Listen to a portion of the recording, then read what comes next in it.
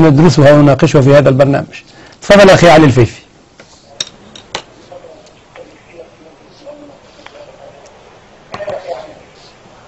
السلام عليكم ورحمة الله وبركاته. عليك السلام ورحمة الله. السلام ورحمة الله. ألو.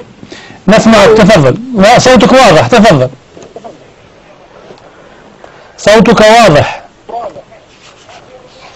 السلام عليكم ورحمة الله وبركاته. وعليك السلام ورحمة الله وبركاته. تكلم بما تريد أن تقوله. الحمد لله، الحمد لله.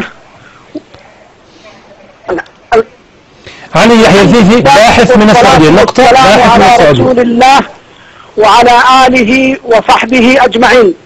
أما بعد، أولا أخي الهاشمي بارك الله فيك، أمسي عليك وعلى الدكتور جلال وعلى بقية المشاركين وعلى المشاهدين أجمعين بالخير والمسرات. ثانيا أخي، أنا أغلب مداخلتي أخذها الدكتور التويجري حفظه الله وسدده ووفقه، وأتى على أغلب ما كنت أود قوله، ولكن لا ضير في ذلك. فإذا أرجو إذا عدم التكرار، وإذا لديك خلافات بكلام لا نكرر الكلام. لا، أنت قلت أكثر نقاط أتى عليها، فإذا انظر في النقاط التي لم يذكرها فاذكرها أنت.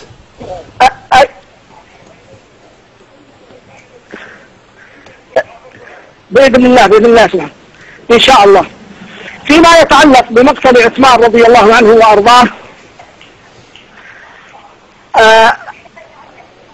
أقول هذه منقبة له رضي الله عنه وأرضاه، لأنه نال الشهادة التي بشره بها رسول الله صلى الله عليه وسلم، فهو مبشر بالجنة والشهادة ممن لا ينطق عن الهوى.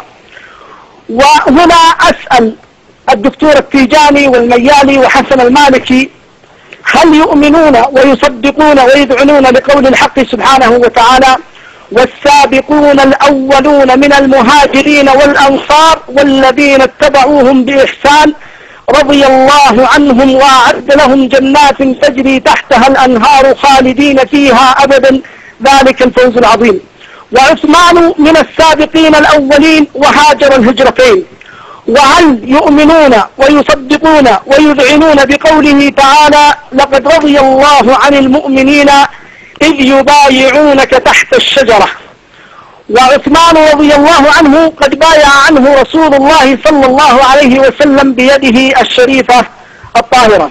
وهل يؤمنون ويصدقون ويذعنون لقول الله عز وجل: قد تاب الله على النبي والمهاجرين والأنصار الذين اتبعوه في ساعة العسرة.